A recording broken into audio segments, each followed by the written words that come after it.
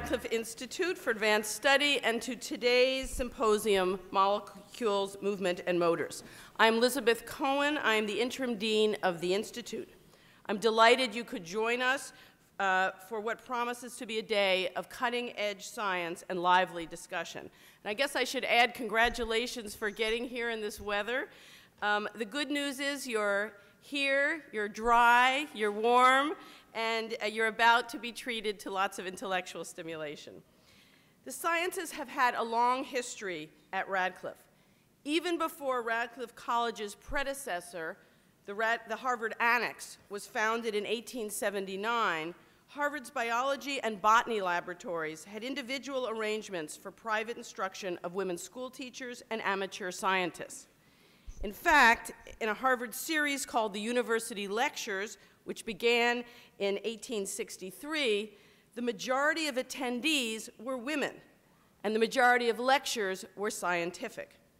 Mary Bunting, the first female Radcliffe College president to hold a PhD, was actually a microbiologist by training. During her time as president from 1960 to 1972, Bunting established the Bunting Fellowship Program at Radcliffe College, which, when Radcliffe merged with Harvard in 1999, became one of the new Radcliffe Institute's core activities. Throughout the 12 years of the Radcliffe Institute's fellowship program, the sciences have consistently played a central role. This academic year alone, we have fellows in astronomy, physics, evolutionary and organismic biology, computer science, chemistry and chemical engineering, genetics, and bioengineering. These fellows are working on a wide range of innovative projects, and they engage regularly in interdisciplinary collaboration among themselves and with Harvard scientists. Science matters in many of the Institute's other programs as well. The Institute has 4 faculty associates in the sciences, all of whom have been instrumental in organizing today's program. Through its exploratory seminar program, the Institute every year supports Harvard faculty members and former fellows who seek to assemble colleagues to undertake new areas of research, including in the sciences. The Institute not only fosters new scientific research, it is committed to sharing that new knowledge with the public. The annual Dean's Lecture Series always includes at least one lecture in science. This year, we are looking forward to a talk on March 5th, 2012, by Nicole Ledourin, director of the CNRS Institute of Embryology. And of course, the Institute is proud of its science symposia, of which Molecules, Movement, and Motors is the 10th in the series. Past symposia have addressed topics ranging from climate policy to tissue engineering to the origins of life. A hallmark of all of these symposia has been the commitment to examine a problem from a variety of scientific and scholarly perspectives. This year's symposium epitomizes how the Institute sees its role within Harvard. It seeks to bring together science faculty from both sides of the river, as well as from across the country and around the globe. Today, you will hear from Harvard professors in the Faculty of Arts and Sciences, Harvard Medical School, and the School of Engineering and Applied Sciences, experts from the Dana-Farber Cancer Institute and Children's Hospital, and leading scholars and scientists from top universities in the United States, as well as in Switzerland. Today's conference also reaches out to students at Harvard and at other local universities with a poster session, which I hope you will take the time to visit. It's downstairs. These students are future leaders in their fields, and the poster session can help us imagine where thinking about molecules, movement, and motors will go in the decades to come. All this is to say, I couldn't be happier with how fully today's symposium embodies the ambitions for the Radcliffe Institute to advance innovative research, to encourage cross-disciplinary conversations, and to communicate the fruits of these initiatives to a broad audience. Let me take a final moment to thank some of the people without whom this event would not be possible. Many thanks to the Planning Committee, whose names are listed in your program book, to the students and postdocs who have provided posters for our poster session, and of course to our speakers, many of whom have come from a great distance to be here. A heartfelt thank you also to the Institute staff and academic ventures and academic events management who have so ably coordinated the symposium and the poster session. I am grateful for all of your efforts to make today's symposium a dynamic and important event. Now I would like to turn things over to Rosalind Segal, Senior Advisor to the Science Program at the Radcliffe Institute. Roz is also a professor of neurobiology at the Harvard Medical School and a member of the departments of pediatric oncology and cancer biology at Dana-Farber. Roz, you have my sincere thanks for all that you have done to make today happen, and I turn the podium over to you.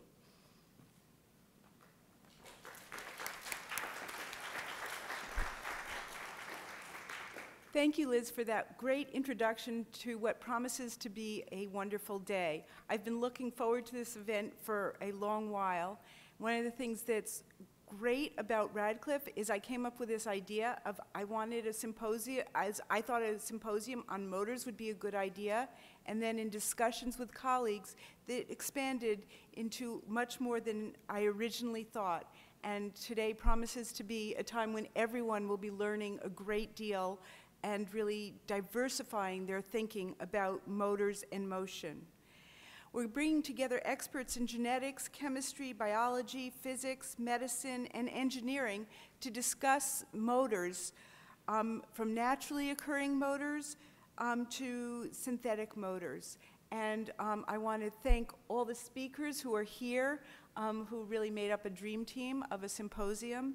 And I want to thank the organizing committee, and particularly I want to thank Becky Wasserman, Phyllis Strimling, Maura Madden, Deborah Smith, and Liz Cohen, who's doing a fabulous job as the interim dean, and really has made this a pleasure, made it a pleasure for the science advisors to work here.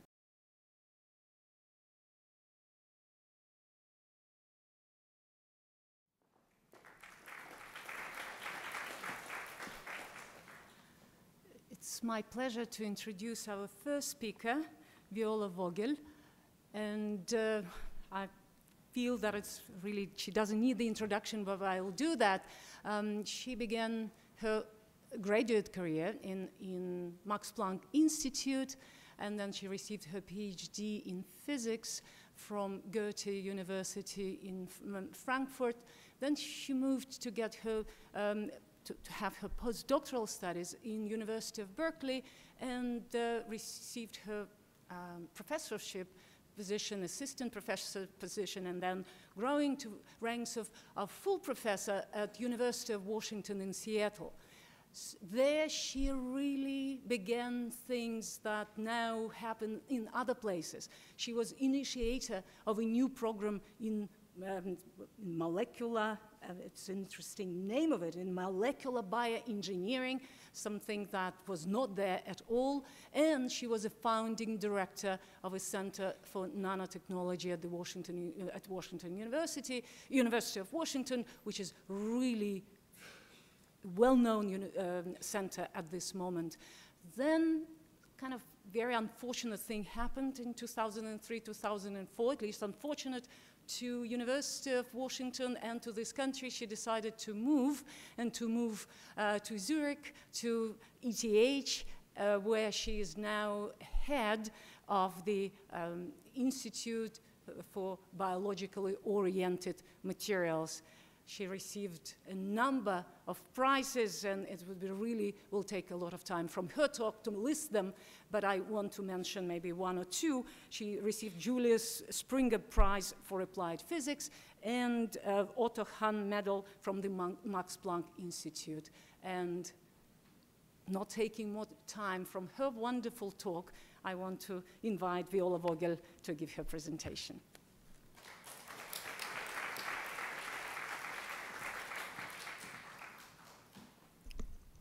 Thank you very much, Joanna, for the introduction, and thank you all for coming today and joining the symposium. It's a great pleasure to start giving the first talk. And just to start out, our key interest is to learn how cells recognize the properties of synthetic materials. and motors play a crucial role in doing so. So as a cell adheres to a material, it very rapidly forms adhesion sites. It very rapidly forms cell adhesion sites. Sorry, the pointer is not working. Then the cytoskeleton rearranges, and finally, after a certain time, the cell flattens out on the surface, and gene expression profiles are being changed in response of the cell sitting on the synthetic or biological substrate. But how does the cell sense what kind of material it feels? And maybe if, just to get started, close your eyes, but not too long, and try to feel the texture of a material close to you. Doesn't need to be the lap of your neighbor, but maybe. And just follow what you do with your fingers as you try to feel the material. You move around your finger. The stickiness is maybe given by specific or non-specific interactions with the material, but most of the information that you get about the properties is by you pressing down or pulling a little. So the question is, how much does the cell use very similar movements and mechanical force to finally probe the rigidity of a material and surface texture of a material? And in order to do that, cells pull on the substrate. And this is a direct action of molecular motors. So what is happening? Cells are connecting to the outside world using molecules. These molecules are called integrants. They connect to connective tissue, molecules and matrix, but they also connect to any type of synthetic material. And essentially what is being formed is a physical connection between the contractile cytoskeleton and the outside world. And in order to now probe the environment, the cell generates forces, and the force is generated by the motor myosin 2. And we are keenly interested, and it's a rapidly growing community in the moment, keenly interested in asking what is the function of all the molecules in between the contractile part and the outside world? How are they affected by mechanical force? And how can a physical factor be translated into a biochemical signal that cells can read and respond to?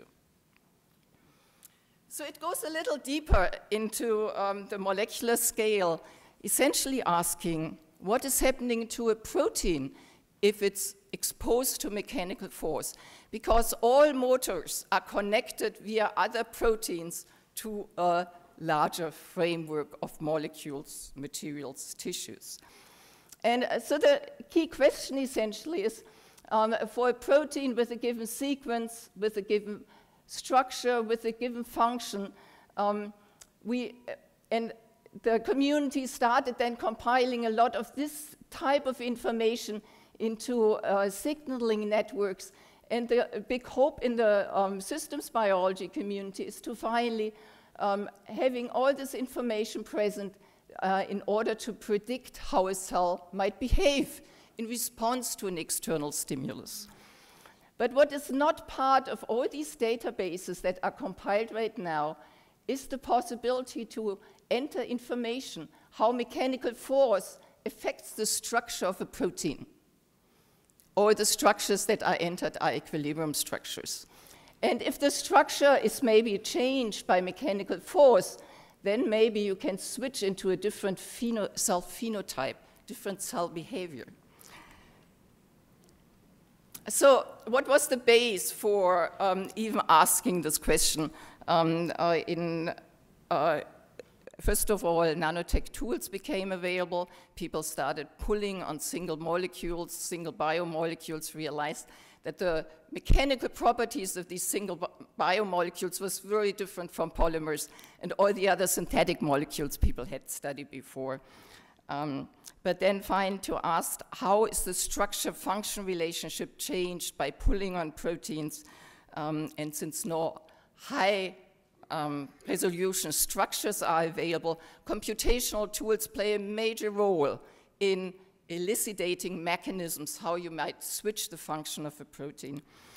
And so soon after the first AFM studies and optical tweezer studies came out, Hermann Gaub, Julio Fernandez, and many others made major contributions to this early establishment of the field. We started asking if we take an equilibrium structure of a protein, immerse it in a droplet of water, more couldn't be calculated at that time, and start pulling computationally on a protein, how is this protein changing? Up to that point, people were thinking, and that was driven by the protein folding community, that probably the mechanical stability of a protein is given by all the hydrophobic residues being buried inside. But actually, computational simulation did not confirm that. What the simulations rapidly revealed was that there are clusters of force-bearing hydrogen bonds, and they need to be broken in order for a protein to unfold. And whether they are then in loop regions, 10 or 100 amino acids does not play a critical role.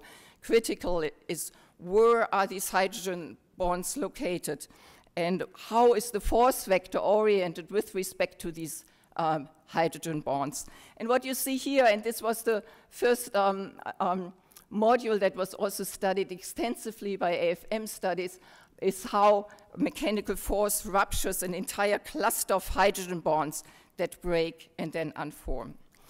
And there, just think maybe of your zipper.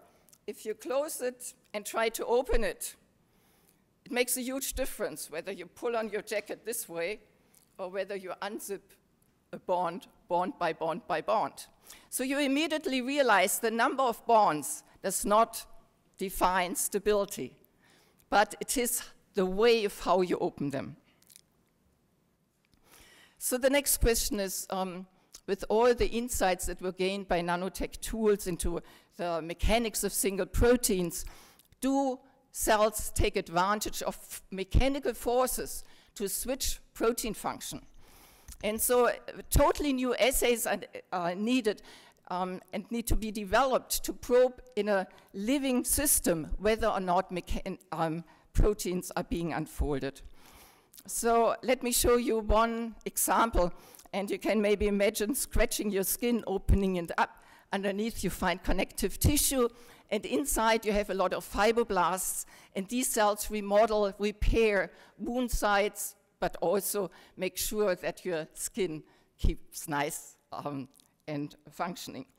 So if we put fibroblast in a cell-derived matrix, you see, first of all, it's very fibrous in nature, and then you see how the cells, it's a very dynamic environment. The cells grab a fiber, pull the fiber, let go, grab a fiber, pull the fiber, and let go.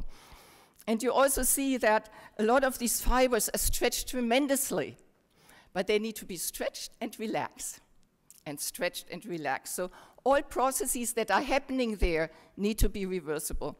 And certainly this is again driven by molecular motors of the cytoskeleton. First of all, now I would like to show you just a few examples that molecules have integrated switches. They have integrated mechanochemical nanoswitches that can change the chemical display if you stretch the molecule. And to illustrate that, let me go to what might be happening in a wound site. So in wound sites, you have bacteria that adhere to tissue fibers. And what is very interesting is that many of these bacteria target the N-terminus of this molecule, which I've shown you that is green. It's called fibronectin. And they all target this N-terminus of this molecule. And surprisingly, they don't just bind to one of the many domains of this protein, but to many in a row. Like this is a bacterial peptide, and it binds to many of them in a row. Now these bacteria, like S. aureus, that causes all these clinical infections that we are worried about so much right now, you see the bacterial body, and then they have long appendices on their surfaces. Those are polypeptide chains that can be as long as 1,000 amino acids, but they're completely unstructured. And once they see a fiber, like a fibronectin fiber, the peptide orders and extends what is called beta sheet motif. And what I would like to show you now is that this little sensory unit of S. aureus allows the bacterium to distinguish whether fibronectin is relaxed or stretched. So how can we do that? Fiber stretching destroys these binding sites. What kind of assays needed to be developed to even prove that? So there were just early studies by bioengineers. They took droplets of proteins. Now I need to activate this movie. They took droplets of proteins, came in with a sharp tip, and pulled protein fibers out of these droplets. And we now take the same technique and pull protein fibers onto a stretchable silicone sheet. And if you stretch the silicone sheet in one direction, the fibers, the horizontal fibers are highly stretched, and the perpendicular fibers get relaxed. So if we now label bacterial peptides with one color and then a fibronectin with a second color, we can measure the ratio of these two. And the ratio gives us information to what extent the peptide binding is defined or regulated by mechanical forces. And so the color red now means that we have high peptide binding. It's just the coloration of a ratio. Color blue means low peptide binding. And what you see now in this fiber assay is that essentially no bacterial peptide binds to the highly stretched fibronectin fibers, whereas a lot binds to the relaxed fibers. So what is the underpinning mechanism? And this mechanism applies probably to many, many other systems. And we as material scientists should also think about, as we understand mechanisms, how we could potentially exploit them for the development of new drugs, but maybe also for the development of new synthetic materials that might have very similar properties. So we started, and this simulation actually gave us a hint that something like this might be happening. So we started this experiment with a simulation, and then it was followed up by the experiment. What was published in this paper was the structure of fibronectin of these two domains bound to a bacterial adhesin, given here in green. And you see how it forms many backbone hydrogen bond with the fibronectin template. If you now apply force to this fibronectin molecule, you see what is happening. You see, you stretch fibronectin, and at a certain degree of extension, not both binding partners can maintain their hydrogen bonds. So you see the peptide popping off one or another of the two domains. And I can just show you this again, how mechanical force acting on the protein essentially destroys a template and therefore destroys the binding site. But this only works if you not just bind to one domain, but to many domains in a row. And the more domains you bind to, the more effective is this mechano-regulated mechanism. So with that, bacteria might be able to specifically target wound sites. Why? In wound sites, we either mechanically cut fibers or enzymatically cleave fibers. And it's such a simple sensory unit that then might recognize the physical state, and therefore the bacteria can perhaps more effectively target places of injury or inflammation. So what is very interesting is that this molecule, this green molecule, has many, many domains, and it's stuffed with binding sites. And you see just a few here displayed. And in the moment, we are very interested in understanding how many of these binding sites are mechanoregulated. And because this allows to use proteins that have many, many domains to many, many different molecules to be used as a mechanical readout system where you change one biochemical display, the next one, the next one, the next one, as you try to stretch it. In order to finally visualize in cell culture whether and how much cells stretch these proteins, we introduced a couple of years ago already tools to optically probe mechanical strain. Mechanical strain is the extension of a protein. And we used thread probes. We essentially isolate fibronectin from human blood, where it is one of the major constituents. We label it in the lab with fluorophores that are very photostable. Then we add the protein back into cell culture medium. So this can be utilized in any type of cell culture. The cells then harvest fibronectin from the medium and incorporate it into their own matrix. And if you look at a fibroblast culture sitting on glass or any other material, and you now translate thread ratio into a false color scheme, you see that in any point of your field of view, you have a different extent to which fibronectin is stretched. And this color pattern would change greatly if you allow, if you follow the thread pattern as function of time. But since we use so many different donors and acceptors, we had to do that because the protein is 120 nanometers long. We could not just rely on a single donor acceptor distance to be probed. What does it really mean? What does the color blue mean in our scheme? What does the color red mean in the scheme? In order to test that, we again went back to this possibility of pulling protein fibers out of solution. We now added trace amounts of thread-labeled fibronectin. We again put the fibers on stretchable silicone sheets, and now you see color green, color red relates to a highly relaxed fiber. Color green to a fiber that is pulled 2 to 3 folds. That was the amount we pulled in order to destroy the bacterial binding sites. And color blue is an extension of 6 or more.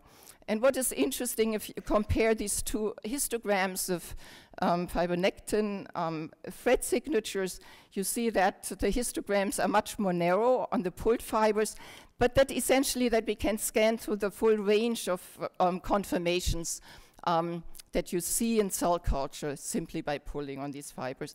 And this allows us now to have very effective binding assays, but these studies allow us to see how much the binding assays correlate to what we see actually in cell culture in living systems.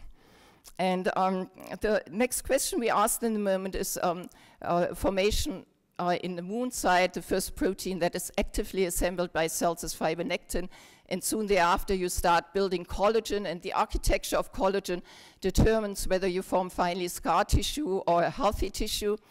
And so we were wondering how the architecture of the first matrix directs the deposition of the next matrix to come, and whether mechanical forces play a role in this interaction. And so we took again the thread signature of the thread matrix, of the fibronectin matrix, did antibody staining against collagen 1 and 2, and then superposed these two. And first of all, you see in early stages, there's a huge amount of co-localization. But then if we do a pixel by pixel comparison between the thread of fibronectin and the location of collagen, we see that collagen preferentially co-localized with relaxed fibronectin fibers and not stretched fibronectin fibers. So the physical state of the early matrix has an impact on the architecture of the matrix that comes thereafter. So coming back now to this initial question, feeling material properties. Certainly this is a very early stage since in the field. I think we are very far from answering that, but I just would like to give you a few publications that deal with proteins in these junctions and questions, how are they mechanoregulated? And so I think there is a big, big puzzle where many labs and many different techniques are needed to put the puzzle together. So what are the lessons to be learned? Initially, people were asking, where's the mechanosensor? I think there is not the mechanosensor. Every protein that people studied so far has a different way of changing its structure and perhaps changing its functional signature. And so there are ways of destroying binding motifs, other ways to open up buried binding motifs by stretching proteins, and a lot of that has been described in the literature. But now, if motors really want to change the properties of their environments or the molecules they are tethered to, there are a lot of protein-protein contacts. And the question is, you can only stretch a protein if the protein-protein contacts are stable enough to survive being stretched. So that there's something quite disturbing if you think about this question. And that is the fact that if you have a ligand that slips into a binding pocket, you accelerate the dissociation if you start mechanically pull on this pair. So the lifetime of the bound state is greatly shortened. And the biophysics community again made big efforts to characterize lifetime shortening for a number of receptor-ligand interactions. And just to give you, for the most used ligand complex in biotechnology, it's the biotin-streptavidine complex that we use so often to organize molecules at interfaces in a functional way. The bond lifetime is shortened from days to just a minute if you pull by the force that can be generated by a single motor protein. So how can these connections ever be stabilized? What else needs to be in place? So while most receptor-ligand interactions are indeed weakened by tensile forces, and people refer to that as slip bonds, others might get activated, forming catch bonds that hold on more tightly. And the first observation of catch bonds happened when we played around with bacteria in microfluidic cells. And what we observed there was that E. coli, that causes urinary tract infection, binds very little under low flow, but accumulates in high rates at physiological flow rates to a surface. So essentially it developed a tool that allows it to occupy a lot of niches that we try to wash regularly. How does that work? When we observed that point mutations already revealed that it's a structural mechanism, and what you essentially have on E. coli are long hair, and then at the tip of each of these hair, is a little glue molecule. And this glue molecule recognizes very specifically sugar molecules on the surface that are exposed by epithelial cells or on catheter surfaces or synthetic surfaces. And if we now coat a surface with antibodies that can recognize this little glue, we see the typical slip-on behavior where the lifetime is shortened as we increase the shear flow. If we, though, have manos on the surface interacting with the same molecule, but not with the outside, but slipping into the binding pocket, we see this accumulation of bacteria under otherwise exactly identical conditions. So what is the mechanism, the structural mechanism by which you can activate a bond to hold on tightly to surfaces? We were wondering for a while whether bacteria use something similar to finger traps that you can pull upon and then the finger traps tighten around your fingers, and whether bacteria use finger traps scaled down to the nanoscale. Finally, after 10 years of research, it turns out that it's not quite finger traps, but the mechanism is still extremely interesting. So what you find is the tip of a bacterium here containing the binding pocket, and this domain regulates the binding to the ligand. But the next domain is in close contact under equilibrium conditions. We all know from biochemistry that cofactors exist that can bind and regulate a binding pocket.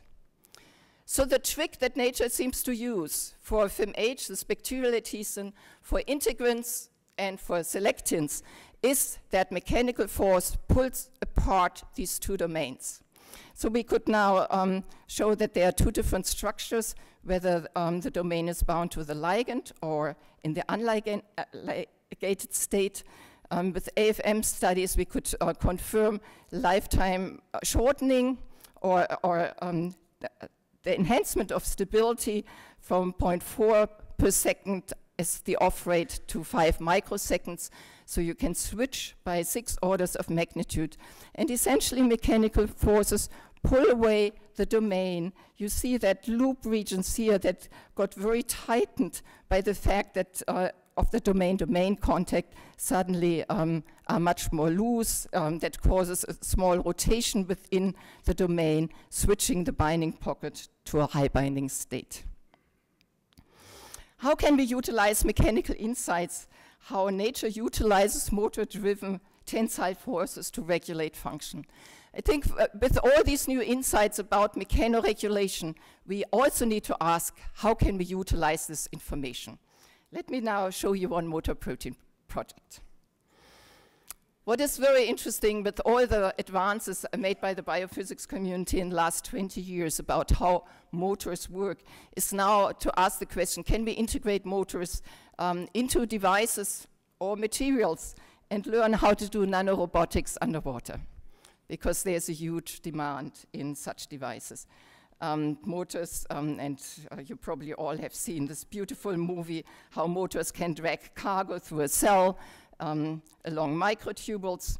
And the question is, can we utilize this active transport to engineer devices that are powered by ATP, where we can, for example, control the sequential assembly of cargo by the action of motor proteins. And I would like to come back now to playing with this balance of mechanical stability and thermodynamical stability. Because I mentioned already how that a bond can be really weak if you zip it open like a zipper compared to rupturing all bonds at the same time. So we want to utilize this mechanism to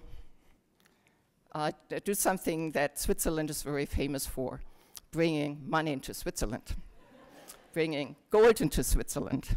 So we microfabricated the Swiss border. Oops.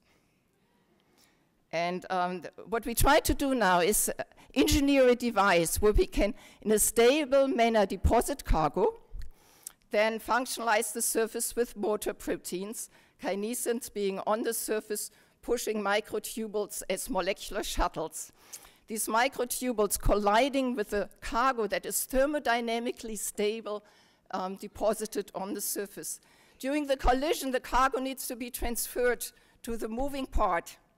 And then we would like to deposit the cargo in a different location, certainly at ETH.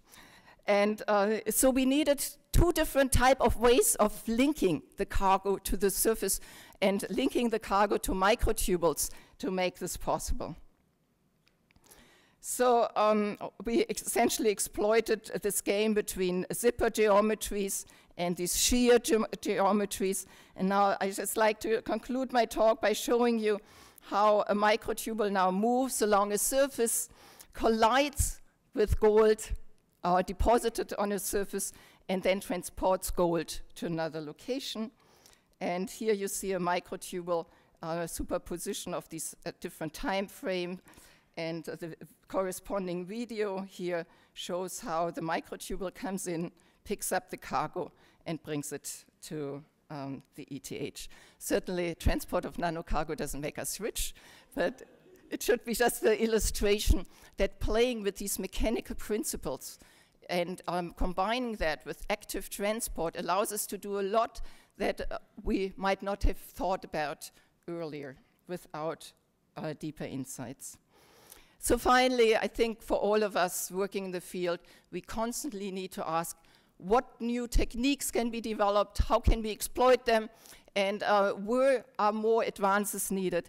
And in order, one big field where we know still so little is how information from the outside is finally changing events that are happening in the cell nucleus.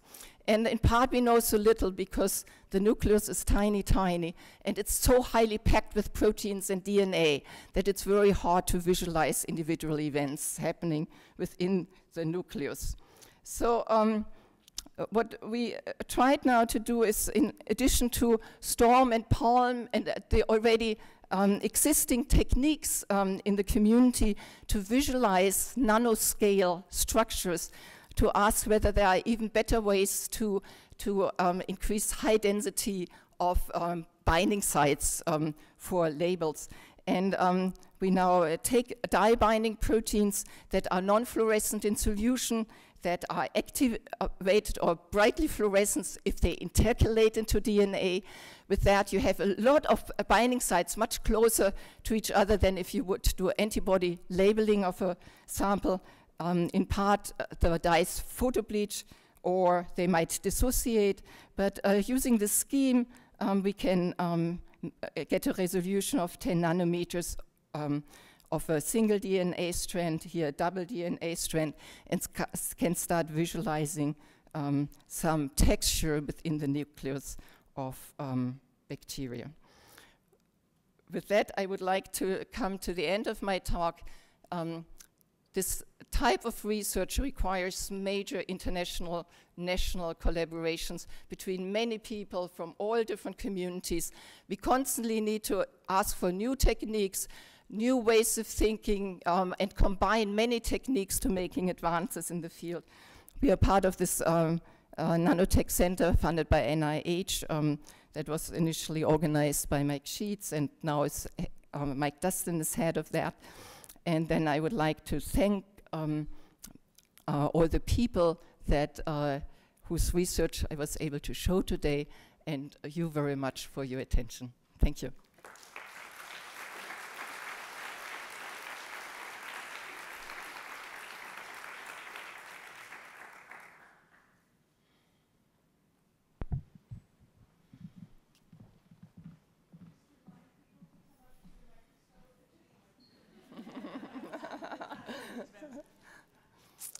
I'm looking for a microscopic question now.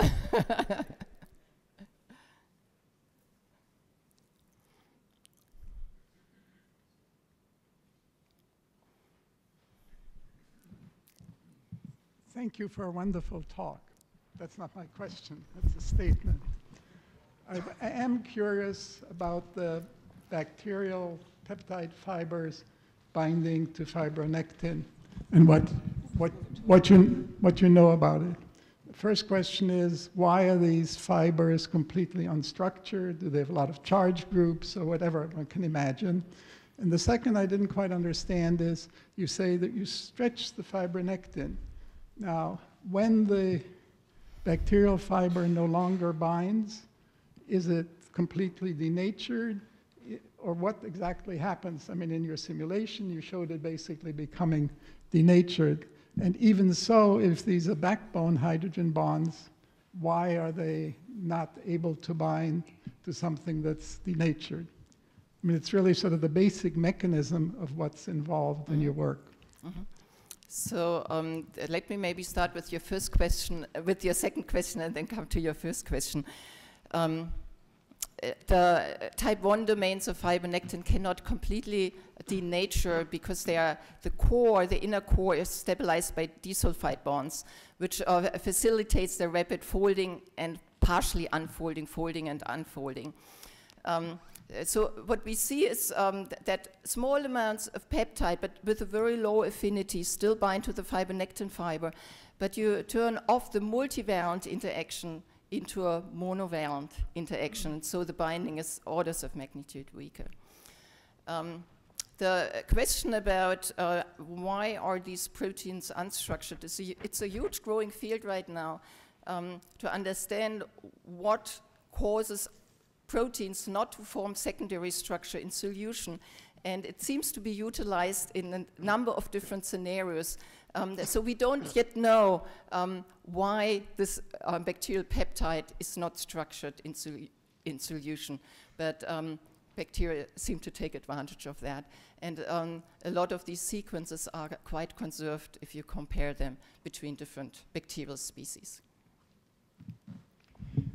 You use the zip analogy to sort of describe the sort of effect of the mechanism on opening, but what about the rate of opening? Does that, can you actually express different sort of domains by just whether you do it fast or slow? Mm-hmm. So this has been studied extensively again by the biophysics community, is how the rate of by which force is applied determines effects, and there's a huge rate dependency as well. Therefore, for many of these studies, the community always is asking, can we engineer force sensors? But it's not the force. It's not just the rate. But finally, the strain that causes a switching of by chemical displays. And so we do not necessarily, for all questions, need force sensors, but mechanical strain sensors, because then we are not as dependent on knowing exactly the rate by which cells apply force to their environments. Good question, Steve. I'm wondering about the tensile strength. How does that compare to inorganic materials? Because you mentioned in terms of strain, you get much higher. I think you mentioned on the order of 270%, which is much higher than typical inorganic materials. How about tensile strength? And I understand what your answer to the previous question. It will. I mean, it says that it will depend on rate. It will depend on the type of bond. But what ranges do you get? How does that compare? So we measured the mechanical characteristics of our pooled fibronectin fibers. They are very soft in the kilopascal regime if they are more or less unstretched. And then their tensile strength goes up to megapascal. So we are still 3 orders of magnitude below the gigapascal regime that is reported for inorganic materials of similar. But spider silk is very high. I mean, it's one of the strongest materials. So that's right. Does that mean this is a different regime, or can you? Do you understand what happens in spider silk? We are very far from understanding what is really happening, and maybe some of the clues come later in the talk of Anna, because you reach the point where you essentially would have to break covalent bonds. Those are covalent bonds that define single molecules, but then the molecules are also cross-linked among each other in the still unknown pattern. And so you have also bonds contributing from lateral protein-protein interactions. So I'm wondering how you separate hydrophobic from hydrogen bonds, because hydrogen bonds aren't worth very much in water, right? Because the hydrogen bond is only worth something if you're in a hydrophobic environment. So two answers to your question. There were a lot of studies then done and it started with Julio Fernandez, introducing more and more amino acids behind these force-bearing hydrogen bonds and seeing that they had no impact on the mechanical stability of the modules per se. Then in simulations, what we always see is that you can, even in water, only break a backbone hydrogen bond if a water molecule comes in, collides, and can replace the binding partner. You would not just form it into vacuum. And with that, a major way of stabilizing mechanical, critically hydrogen bonds is by shielding them from water attack. And so we see that all the key residues that are involved in regulating mechanical stability are very well buried within the proteins. So are you saying that the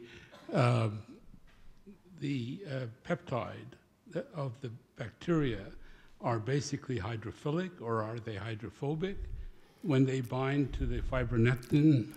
So the bacterial peptides, if you do a sequence analysis, you find charges in the peptides that we bind.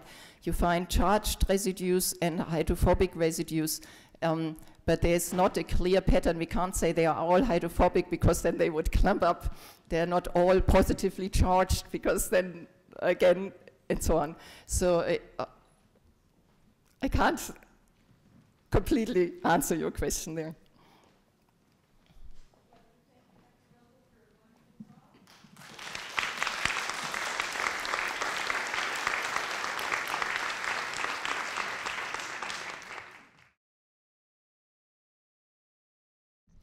So this morning, our next speaker is Dr. Amartya Sen, and I'm very excited to introduce him to you. Dr. Sen is a distinguished professor at the Pennsylvania State University, and he's asked me to stick to name, rank, and number, but I'm afraid I'll have to say a bit more. Dr. Sen was born in Calcutta, Bengal, in India, which is home to many intellectuals, including Tagore, the Nobel Prize laureate Tagore, and the economist, the Nobel laureate, the economist Sen, Dr. Sen as well, which has led to the speculation by writer Amitabh Ghosh that there's something special about the Bengali diet. Dr. Sen obtained his undergraduate degree at the University of Calcutta and then went on to the Indian Institute of Technology in Kanpur.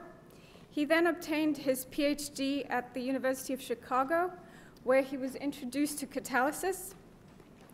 His work has been internationally recognized for his work on catalytic motors and organometallic chemistry. And this has resulted in several awards, which are too many to list, but I'll name a couple, including the fact that he's a fellow of the AAS. He has been a pioneer in the development of nanomotors and has been able to develop motors that have the ability to sense quorum and perform chemotaxis. Dr. Sen calls his motors autonomous, and this provokes the philosophical question whether his motors have free will or not. Perhaps he'll enlighten us on that subject. Thank you.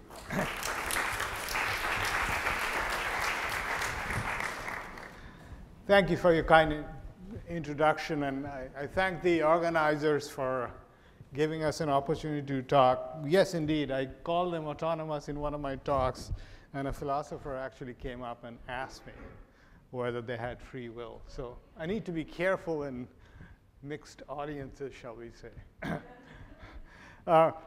Anyway, I will start. I'll reverse the topic. I believe it says molecules and motor movement and motors. I'll start with motors and I'll go to molecules. So we'll progressively become smaller and smaller in terms of the motor size. So what are we trying to do here?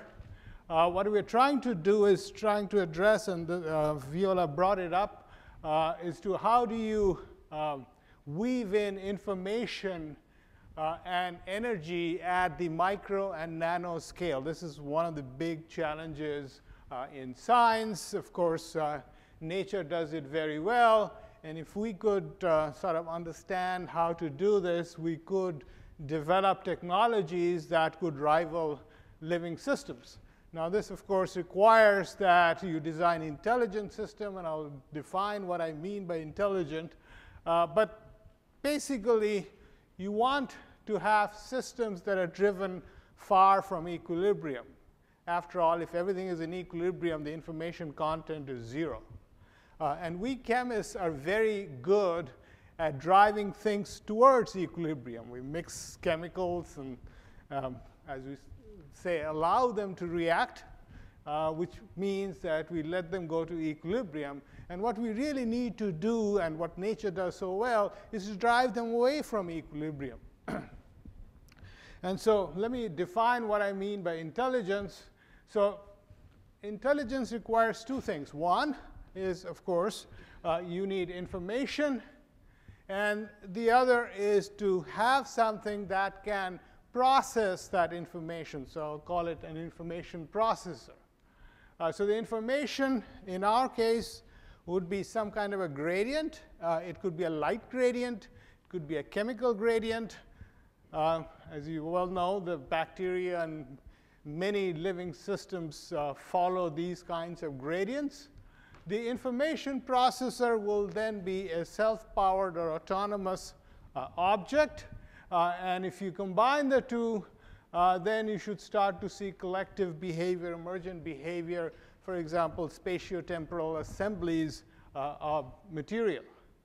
Now, of course, both information and an information processor would require a continuous input of energy, so you need an energy source and the ability to convert that energy. And so for our purpose, what we need is movement that happens because of catalytic energy harvesting. That's what you see in nature. We want to be able to control the directionality of this movement by using these gradients that I talked about. And finally, we want these little guys to talk to each other. And I'll tell you how we can engineer that.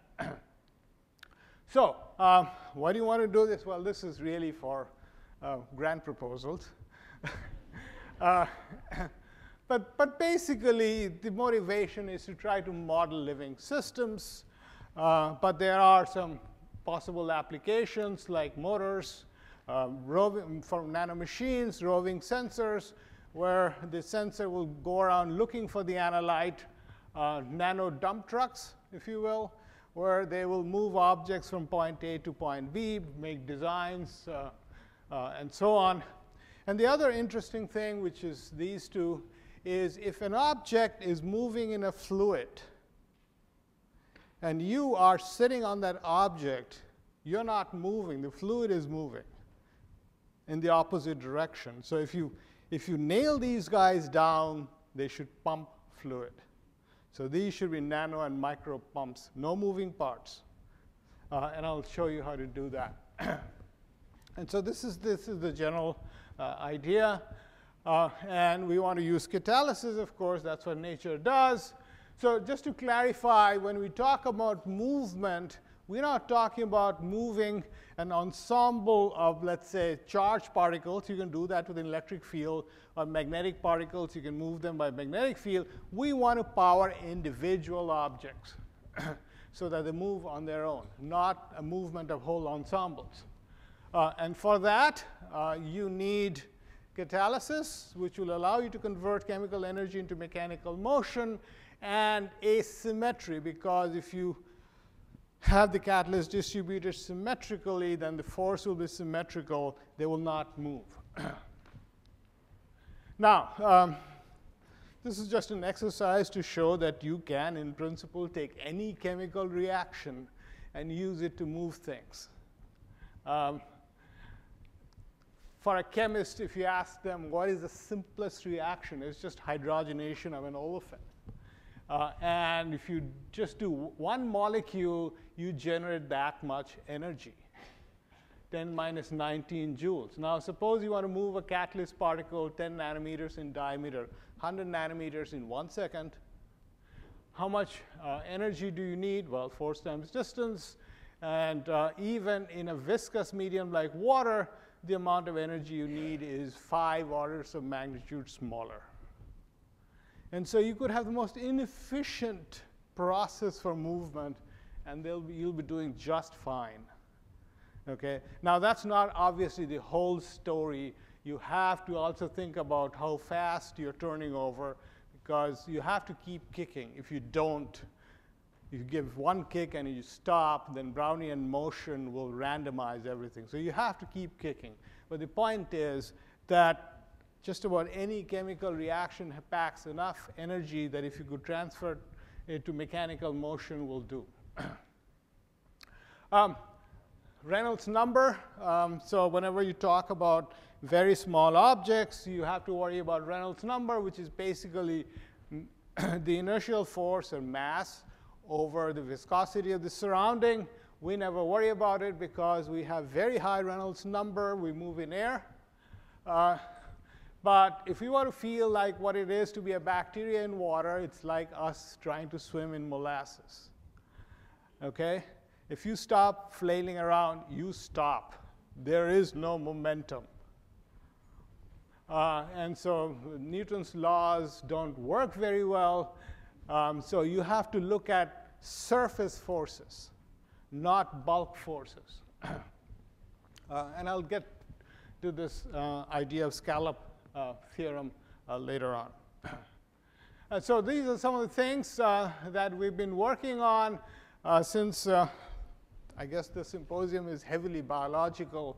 I'll talk mostly about things that are of that nature, but let me give you several examples of how simple it is to move things and make autonomous objects. So here is our first prototype. It's very simple. It's just a platinum gold rod. Okay, it's a couple of microns long, 400 nanometers in diameter. The fuel in this case is hydrogen peroxide. And what happens is you have a redox reaction. At the platinum end, hydrogen peroxide gets oxidized. You make protons and electrons. At the gold end, it gets reduced. You consume protons and electrons. So it's like a short-circuited battery. Okay, electrons flow from platinum to gold because they're being made here, consumed here, and protons follow on the outside. Protons, of course, drag water, so there's a net fluid flow this way. So the rod moves in the opposite direction. If you nail the rod down, it actually pumps fluid, but I won't get to it today. So, for example, if you take these things and put in hydrogen peroxide, they look like little bugs. This is in just pure water. But this is in 2.5% hydrogen peroxide, and you can see that they're about the same size as bacteria, about the same speed in bacteria. By the way, all the videos I show you are real time unless I tell you that they're not. So how fast are they moving? Well, Cheetah is still the champion. I certainly cannot do 5.4, but some of the students back there might. Why do I quote them in body lengths per second? Again, it goes back to when you talk to people in other fields and public. Michael Crichton's spray. This is this science fiction nightmare where these nanobots run down human beings and do bad things to them. So the point here is that the absolute speed is limited by body size.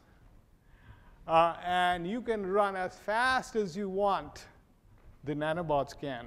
They're not going to catch us. We're OK.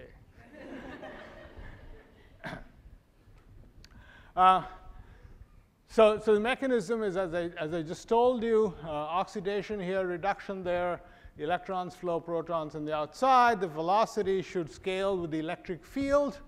That's being generated through this redox reaction. And the electric field, of course, is the current density over the conductivity of the medium. And in fact, everything works out fine. Here's a plot of velocity versus current density. You can see the plot is linear.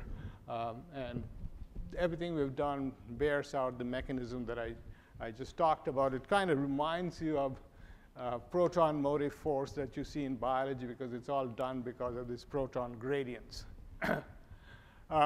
You can, if you really want to make complicated objects like gears. So this is a gold gear with platinum tooth on one side. And you put it in hydrogen peroxide, and it rotates. And so you can begin to make gear assembly. We're not really interested, but you can do it. These are posts. We're trying to nail this guy down. It floated up. But anyway, so you can make complicated structures out of all this. But what I want to really spend most of my time is talking about these two aspects. How do you have guys talk to each other, chemotax towards each other, and so on. And so let me tell you about a couple of other ways of moving things. And so one of the inspirations we take is from the core-unsensing bacteria, where, as you might know, if you get infected by a couple of bacteria, nothing happens to you for a week, or whatever the incubation period is, and then you get sick. And the reason is that the bacteria is in there multiplying, and when there are enough of them, then they attack you. Question, how do they know that there are enough of them? Can they count? And the answer is, of course, yes. And the way they count is each bacteria will secrete a chemical, and all the bacteria will sense that, and when it reaches a certain threshold level, aha, there are enough of us, let's launch an attack on this poor guy. Right? So that's the idea. So we're going to try to do the same thing. So we're going to have these guys secrete chemicals, in our case, ions. And what happens is, and it's kind of interesting, if you have something that produces ions, cations and anions, and if the cation and the anions have different diffusion coefficients, i.e., one moves faster than the other, let's say the cation moves faster than the anion, the cation races out, the anion moves a little bit more slowly, you create an electric field. And the particle, depending on its charge, will respond to this electric field by moving. So if you want, this is the only physics equation in it, I think. The velocity under this condition depends on the gradient, the ion gradient. It depends on the difference between the diffusion coefficient of the cation and the anion. And it depends on the zeta potential or charge of the particle. And if it's close to a wall, then the charge of the wall. So the difference in zeta potential of the particle versus the wall, the difference in diffusivity of the anion, and the gradient. And notice that there is no mass. And so it only depends on ion gradient and charge. And a low Reynolds number, the mass or size of the particle doesn't matter.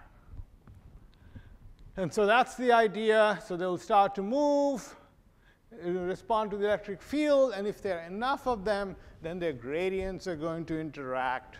And they can now start to talk to each other. So to illustrate this, we took a really old chemistry. This is black and white photography.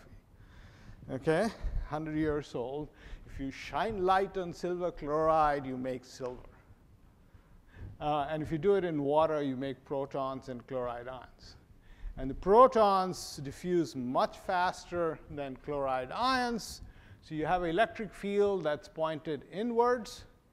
And that causes this thing to undergo electrophoresis. If this is negatively charged outwards, you also have, if you're near a wall, have electroosmotic flow inwards. And all of these things serve to bring these particles closer together. So here are some silver chloride particles. The light comes on. They start to move. And that's nice. But what you see is they start to form schools. And in about 90 seconds, they go from here to here. And this is supposed to be a computer-generated model for it, where these are the particles, and they start to collect. White is high ion gradient. Green is lower gradient. So it's a color thing, except this is really the model for slime molds. Slime molds do the same thing. They secrete chemicals, and they respond to it by coming together. And we can actually use this model for slime molds for our silver chloride particles. It works beautifully. As you might imagine, the higher the density of silver chloride particles, the more schooling you have. The higher the reaction rate, more schooling you have because you're giving out more ions and so on. So it actually models pretty well if you use the slime mold model. Now, you can have more fun than that, where you have two particles. One generates ions, and the other is just inactive. But it can certainly feel the ions. All particles are charged. And so now the particle that's generating the ion is the prey, and these guys are the predators, right? They can smell that hamburger, which is this one. So the movie I'll show you, there are a few dark particles.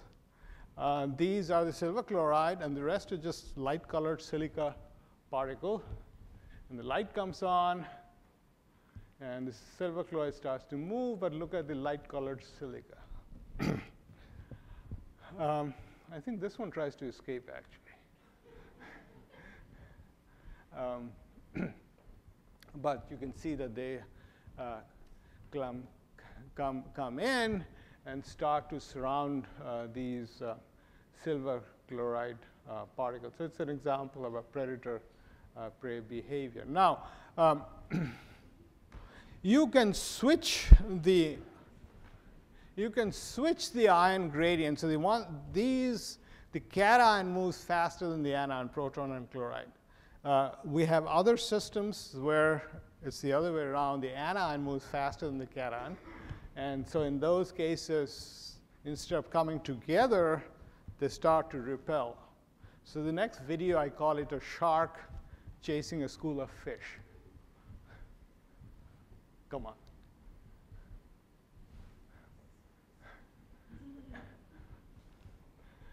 So you can chase them away or attract them, whatever you want. You can even what I'm showing here are some new design principles where you can have 2 or more different kinds of particles that will move on their own and start to assemble in a spatiotemporal manner. And you can use this to, for example, move cargo. And I won't show you examples, but we have done that. And you don't actually have to tie the cargo to the motor. All you have to do is to have the motor dangle a carrot, and the cargo will follow. You can also have fun if you want to recruit students. You show this one. This is silver chloride. The light is coming on and off.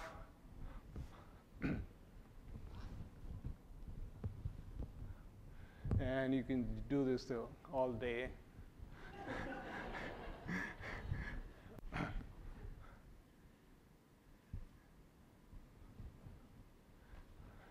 And it just keeps going.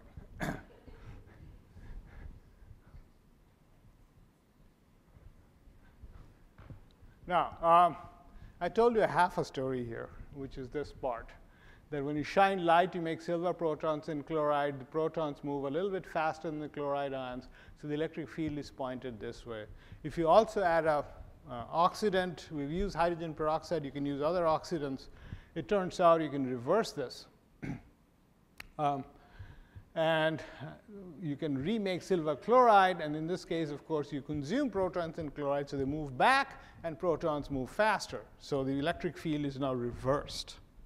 And so we've, by just dumb luck, gotten into a oscillating system where I showed you, for example, this predator-prey, but in this case, the silver chloride likes to attract and repel. So let's zero in on this one, right? Okay. It attaches itself to some of the silica particles for a while, and then it gets really tired of all this, and then moves around a little bit and starts attaching, and then it just keeps doing this. You can also do it not just with particles, but surfaces. So you have a surface that is patterned with silver chloride, and you can see these wave-like things. So they alternately go dark and shiny because they're switching between the two states. So if you look at these here, these are the silver features, and you see that they alternately darken. And if you missed that, I've slowed the video by 10 times.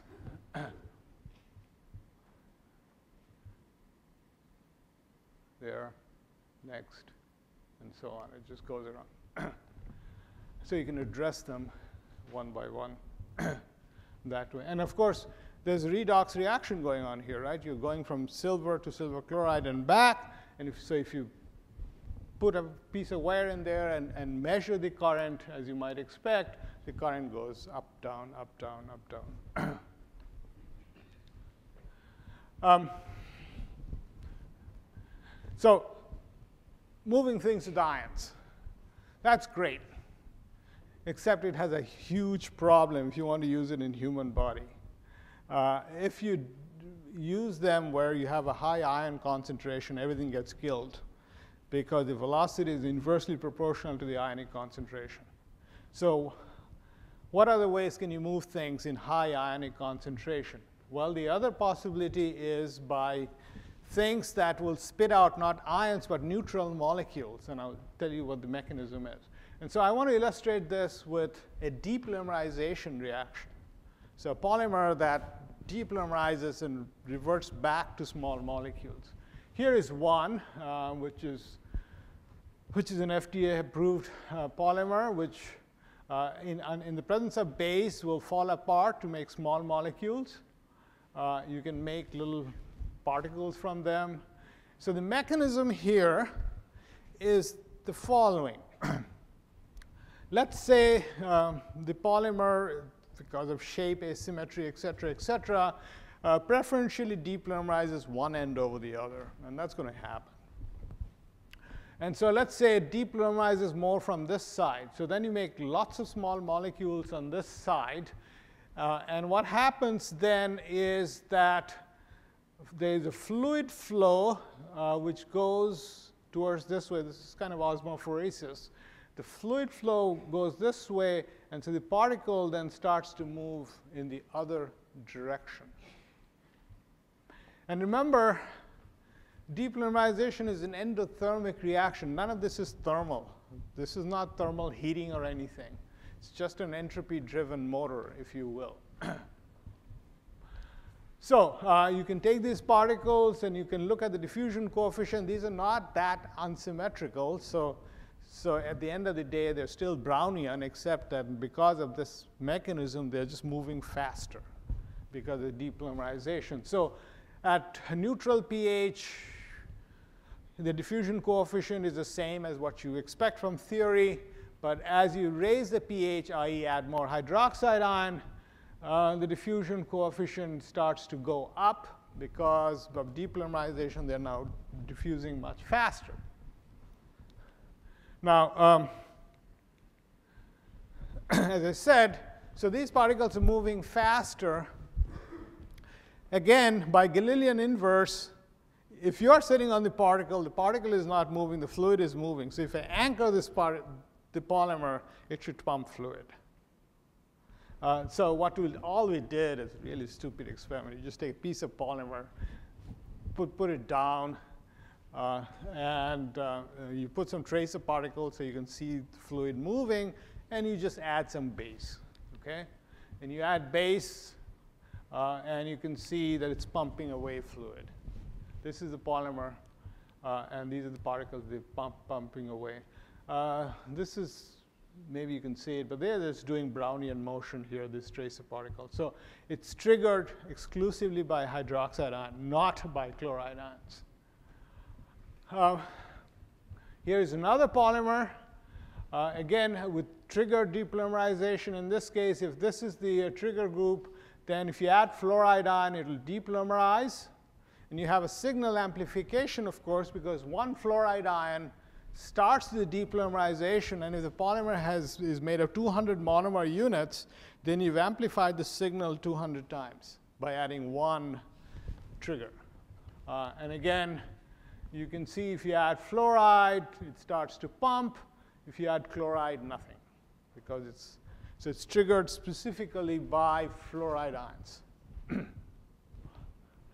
And you can see the tracer velocities as you increase the pH, i.e. increase the hydroxide ion concentration, the velocities go up. Same with the fluoride-sensitive polymer, the velocity goes up. And you can play even more interesting games like this one here, where this molecule is broken up by this enzyme which is secreted by E. coli. And so this enzyme acts on this thing, produces fluoride ion, which then causes the depolymerization. Okay? And you can see that when you have the substrate and the enzyme present, you see pumping. If you just have the substrate or the enzyme, nothing. So the pump turns on only if you add a specific thing to it. One of my colleagues wants to use it to pump away E. coli. So I guess you put it on the wound and all the bacteria run away. We wanted to know whether you can do long-distance pumping. Can you pump fluid relatively long distances and have them go around corners and so on and so forth? So we've made this little really crude thing, and we put a piece of polymer here. The traces are 6-micron carboxylate polystyrene. So that when you add, in this case, fluoride ions, it starts to depolymerize, builds up a gradient, so the tracers move this way, then they should move this way.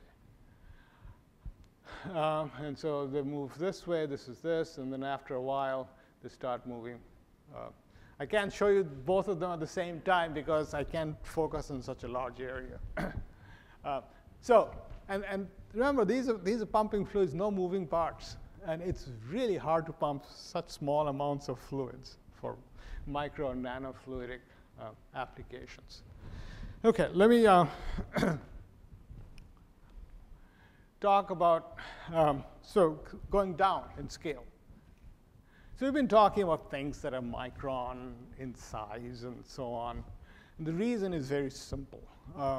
We want to see them with our microscope.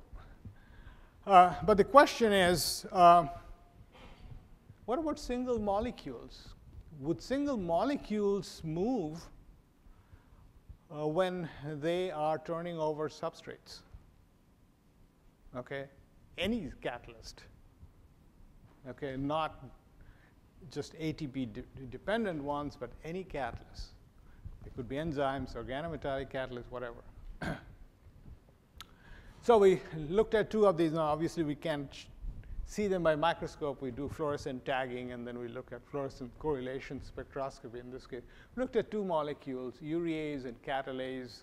Urease makes ionic products. Catalase, of course, makes neutral products from the substrate.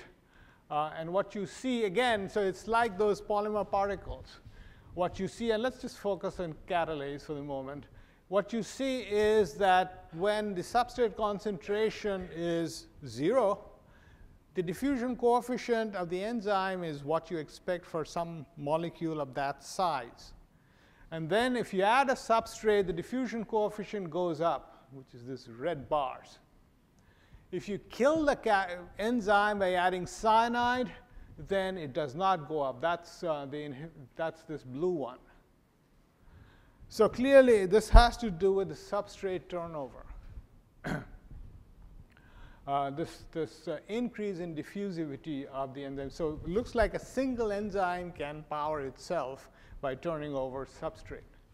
And you can ask yourself, how much force is this turnover imparting on this enzyme? And we did a rough MD simulation. And the simulation is basically, we know what the diffusion coefficient is in the absence of a substrate. We see this enhanced diffusion. How much of a kick would lead to that enhanced diffusion? Okay? And we just arbitrarily said each kick lasts in 10 nanoseconds. Basically, in 10 nanoseconds, whatever products you formed are far enough away that it can contribute to it. And if you do that, you come out with a force of about 12 piconewtons per turnover. This is for urease. And you can do the same thing for catalase, and it's about 9 piconewton per turnover. So that's the force for every kick that's causing this enhanced diffusion. Is it thermal? I don't think so, because if you plot the enhanced diffusion normalized for the enzyme size versus the log of the reaction rate, it's a nice linear plot. We don't understand the plot, but it's linear. And if it was thermal, then it would not be a log plot. It would be a direct proportionality because the diffusion coefficient increases with temperature, and temperature would be directly proportional to the number of turnovers if it was an exothermic reaction. So it looks like it's not a thermal effect. Why the log plot, I have no idea, but I throw it out in case some of you have brain waves, and I'll be happy to put you on the paper. the funny thing is, these are two different enzymes. They lie on the exact same line. So why are they moving? I don't know. One could think of several things. One is there is this notion that you need non-reciprocal motion in low Reynolds number for things to move. So think about a scallop. A scallop goes, the water comes out and they move. And then they slowly open, do it again, and they move like this. This only works in high Reynolds number. In low Reynolds number, they'll go like this, sure, but no matter how slowly you open, you'll go back. That's the scallop theorem. But there are a couple of theory papers which suggest that the conformational change that happens in enzyme as they go through the cycle is non-reciprocal. So maybe that's what's happening. However, I don't believe in the scallop theorem in the first place. And let me tell you why. The theorem applied strictly is correct, but it neglects Brownian motion. And let me explain what do I mean. So a scallop, as I said, will, if there's no Brownian motion and you go like this, you're absolutely right. It will not do a net movement. It'll just go back and forth. But let's say it goes like this. Coming back, it gets a Brownian kick. Now it ends up in a different position. And so there is now a net movement. And you can actually try to calculate this, which we have done, where you increase the amount of Brownian rotation. Okay? And so if there's no Brownian rotation, yes, you just go back and forth, no net movement. And if you have very high Brownian rotation, you just rotate in one place. In between, you actually see that things can move from point A to point B. So the scallop theorem in principle is correct. In real life, not necessarily so. Do single molecules chemotax? Well, so we did this microfluidic channel where we put in the substrate through one end, the enzyme through the other end. And what you're looking at is the spreading into the substrate side. There's going to be some spreading by shear diffusion. What we're looking at is enhanced spreading, whether it spreads towards the substrate because of this chemotaxis. And so this is catalase in hydrogen peroxide. And if you either give it no substrate or you give it dead catalase, there is no movement, lateral movement towards the hydrogen peroxide. But with a live catalase and peroxide, there is a significant shift. Same with urease. You can also play games like here, where instead it's catalase, but we do not give it hydrogen peroxide. Instead, we put in glucose oxidase and glucose. And of course, glucose oxidase, when it reacts with when it catalyzes glucose oxidation, makes hydrogen peroxide. And so this thing is making hydrogen peroxide, which this guy senses, so it swims up to the other enzyme. So possible mechanism for enzymes to come together for cooperativity. Whether this is true or not in real life, I don't know. But the point is that you can have a single molecule chemotax. Now, obviously, these are not biological type chemotaxes. These are too dumb to have temporal memory. Nevertheless, there is a physical law which dictates this, that you will move up the substrate gradient. So now these enzymes should be pumps, right? Because they show enhanced diffusion. And so we made this linker. So we took a glass and we put gold discs. And we made this linker. So this side anchors to the gold. And then we have alkane chain and then some ethylene oxide chain for biocompatibility. And it ends with a cationic nitrogen group at the end. And so we are doing electrostatic binding of the enzyme to this center. So when you expose it to enzyme, the enzyme binds electrostatically. This is the only, not being a biologist, every time we used enzymes, it would kill them. This is the only one that works, this technique, in our hands anyway. Anyway, so you do this. You put water and the hydrogen peroxide, if this is catalase. You put water and hydrogen peroxide on it, trace of particles, see if it pumps. And they do. So this is gold, and the trace of particles are being pumped in. This one is speeded up about 5 times. So the speed here is about a couple of microns per second.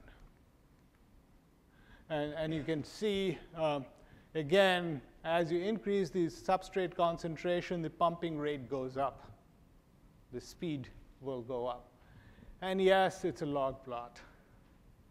The velocity of pumping versus hydrogen peroxide concentration. And no, we don't understand why it's a log plot. But I think this shows that you can take even single enzymes, and they can generate enough force to cause their own movement. You can make this movement directional by applying a substrate gradient. You can think of it as a Brownian ratchet. It's not quite. And all enzymes, I'm making the statement, I've only looked at 2, actually 3. All enzymes, and not just ATP-dependent enzymes, can be used as pumps. And these would be triggered specifically by their own substrate. So anyway, I think I should start to wrap up.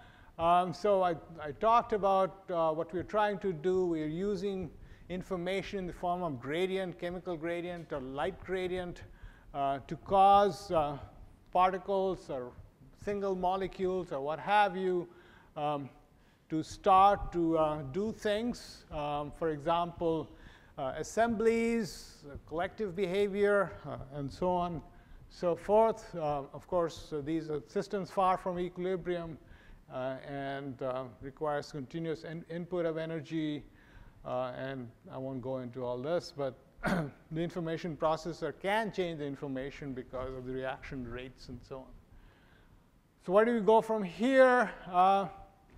Well, so we're looking at different mechanisms that will allow us to move things. So I talked about ion gradients. I talked about non-ionic gradients, where you have small molecules that are being formed, or polymerization. We just had a paper where we showed you can have build motors based on polymerization, much like actin polymerization, except ours is an organometallic catalyst.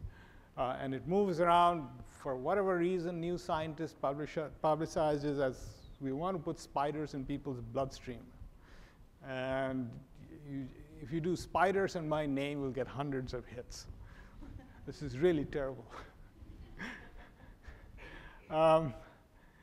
So we're really interested in organized behavior. So we talked a little bit about sensing and taxes. I didn't talk about levy walk. Levy walk, if you're not familiar, is basically Brownian motion interspace between big jumps. And some of our particles will do that, levy walk. They can certainly be made to communicate. One of the interesting things would be to have them behave like schools of fish, for example. Now, the algorithm for animals like fish and birds that swarm is that if you are far away from the next bird, you come closer. So that's your zone of attraction. If you are too close, then you get repelled. That's your zone of repulsion. We have those. In the silver chloride, for example, I showed you. They come closer, but they don't touch. So they have a zone of attraction, repulsion. We don't have a zone of alignment. So we're trying to understand how to do that so that they will all move in a certain way. This is going to be the hardest one. How do we build in memory? Now, memory could be internal, like in our brains. That's even harder, but we can think of external memories. So ant trails are good examples of external memory, where individual ant doesn't need the memory. All they do is they follow this trail, which is a trail of chemicals. Since we can do chemotaxis, we just have to make sure that the trail stays there long enough so that when one goes, the next one will follow. We'll see what happens. So let me acknowledge the students who worked in the project, a number of collaborators, chemists, physicists, chemical engineers. Some of them help us with the modeling. One thing I see, and maybe between Viola and Anna we can resolve this, their predictions of physicists and chemical engineers are always this way. And I've never figured this out. People who have funded us, and we are a nice thing to have. Thank you.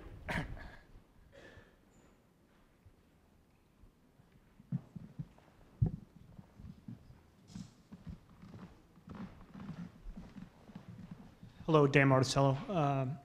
Question on when I saw your logarithmic scale and you posed that question, have you looked at self-organized criticality? So sort of where, you know, the old sand piles, the classic example, where the log of the frequency of the events is linear to the log of the magnitude of the events? Because it seems like that translates through so many different biological and natural systems. No, we have not. Yeah, I'd encourage you to do that. Okay. Hi, I wondered if your description of your systems as pumps is just really a metaphor, or is it really scientifically, mechanistically correct compared with what a classical pump system? Because it's essentially fluid flow. There must be, surely isn't there a backflow of solvent? Yes, so in our case, we do have a closed system. And so what you see is, and I didn't talk about it, but thanks for pointing it out. What you see, for example, if you look at the tracer particles, they're moving out like this. But since it's a closed system, if you don't focus here, but focus a little bit higher, they are coming back. So you're absolutely right. So in these closed systems, because of fluid continuity, what you have is a big convection roll, if you will. But then it's not a pump, really, is it? If you have an open system, then you should pump, right? And the L that I showed was an open system. What it is doing is pulling fluid from here and then moving it out. And as long as there's fluid here, it will continue to move out there.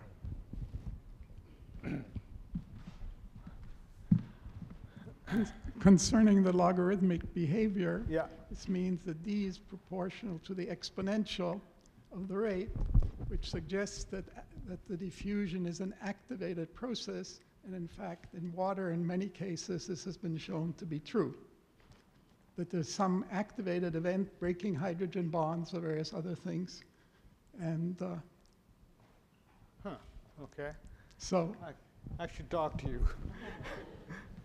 So following up on a similar idea, within a cell, within a living cell, there are millions and millions of catalytic reactions occurring all the time. Most of these are scalar.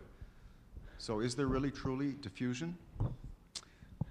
Right. So the enzyme things actually brings up that point, is that you're absolutely right. In a cell, you don't typically have uniform concentrations of things. You have substrate gradients, not just in the cell, across a membrane and all kinds of areas. You have these gradients. And what this suggests is there could be non-ATP driven processes, dynamic processes that are going on, fluid being moved across membranes, things being moved through the cell from one end to the other, and so on. It's easy for me. I can just propose all of these stuff since I'm not a biologist, but I guess you guys have to tell me whether that's realistic or not. You might be amused to know that a real scallop swims in the other direction. Yes, I found that out. It doesn't swim like this. It swims like that. Yeah, someone pointed that out. It blows fluid out of the sides of its mouth. So chemists and physicists, when they think about biological systems, often get in trouble. But nevertheless, they go back and forth if there's no Brownian motion. So. With that, I'd like to thank this morning's speakers for a wonderful start to the day.